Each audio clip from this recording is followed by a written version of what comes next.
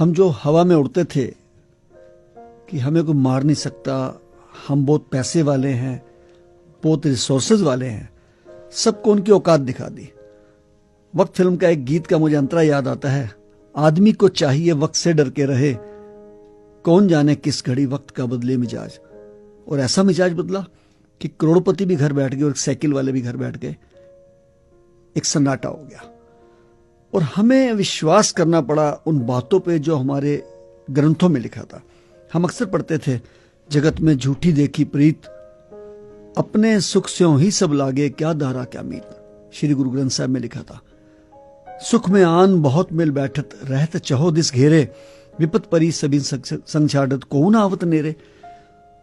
हम क्या देख रहे हैं कि लाश पड़ी है बाप की सामने और बच्चा कहता है कि मेरी तबीयत ठीक नहीं है, मैं नहीं उठाऊंगा। पूरे परिवार ने ना कर दी, शंटी जी आप उठा लीजिए। जब हमने लाश उठा के पैक करके एम्बुलेंस में रख ली तो एक पुत्र आगे कहता है, जी मैं दर्शन करना चाहता हूं अंतिम। हमने अंतिम दर्शन कराए। उसने पीपी किट खोली और पापा की डायमंड की अंगूठी उतार के ले गया। पापा को हाथ लगाने को तैयार नहीं है, वो कोविड वाले हैं, लेकिन अंगूठी पे हाथ लगाने को तैयार हैं। किसी ने मां की बालियां उतारी, किसी ने मरे पड़े माँ बाप के अंगूठे लगवाए। ये सब कुछ अपनी आंखों से देखा है और कहर देखा है हमने। आप लोगों ने तो सुना ही है। मैं तो शमशान घाट के अंदर था एक महीने से ऊपर, और 22 दिन में एम्बुलेंस में ही सोया हूं क्योंकि मेरे परिवार वाले दोबारा पॉजिटिव हो गए थे। इस कोविड ने हमें सिखा दिया और दिखा दिया कि आपका पैसा किसी काम नहीं आना है, आपका किया हुआ नेक काम आना है। आपको जिंदा रहने के लिए सिर्फ परिवार को नहीं पालना, आपने समाज को भी देखना है। और ये निश्चित है कि समाज ने काम किया जहां प्रशासन फेल हो गए। मैं घर पे कभी पानी की बाल्टी नहीं उठाता जी, और मैं शमशान घाट में 80-80 किलो लकड़ी उठा के और दिन में 100 बार रख रहा हूं। और ईश्वर ने इतनी शक्ति दी कि जिस शमशान घाट में 3 डेड बॉडी आती थी वहां 150 की एवरेज हो गई। 150, 40 तो हम घर से लाते थे, 30-40 घर से लोगों के घर में। कोई अमेरिका से फोन आ रहा है, जी हमारे भाई की बॉडी 3 दिन से पड़ी है, कोई पिताजी की बॉडी पड़ी है। कहीं फोन कर रहे हैं, क्योंकि कहीं भी आप देखिए, चाहे यूपी है चाहे दिल्ली है, कहीं भी आप फोन करिए, पेशेंट के लिए एम्बुलेंस है, झगड़ा होने पे पुलिस है, आग लगने पे फायर ब्रिगेड है। लाश के लिए कोई नंबर ही नहीं है। वो घूम फिर के नंबर किसका देते थे? जितेंद्र सिंह शंटी का या शहीद भगत सिंह सेवादल का। हम किसी को मना नहीं करते थे।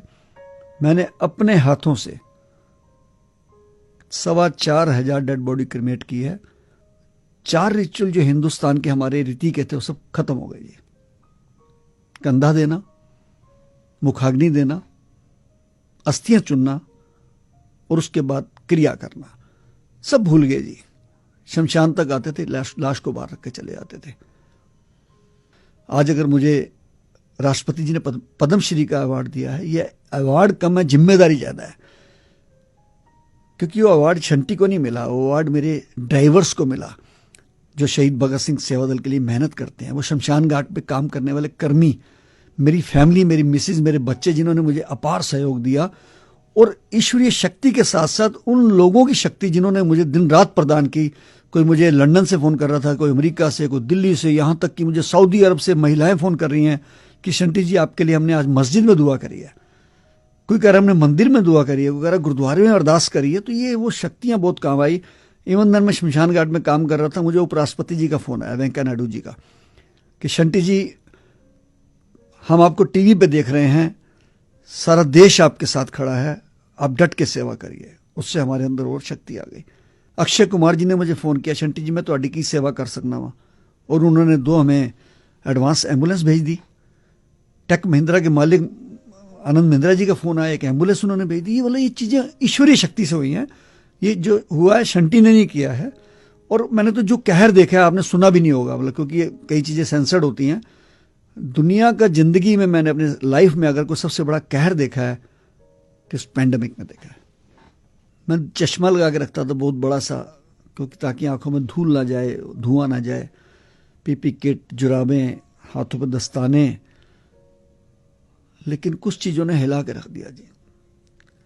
एक बच्ची मुझे कहती है, अंकल मेरे पापा की डेथ हो गई है, कहीं जगह नहीं मिल रही संस्कार के लिए। मैंने कहा बेटा मैं गाड़ी भेज देता हूं। और थोड़ी देर बाद वो बच्ची आके मेरे सामने बैठ जाती है पीपी किट पहनी हुई है, मैंने पहचाना नहीं। मैं कह रही अंकल मैंने फ़ोन किया था। मैं कहा बेटा बताओ, आप एम्बुलेंस ले जाओ हमारी।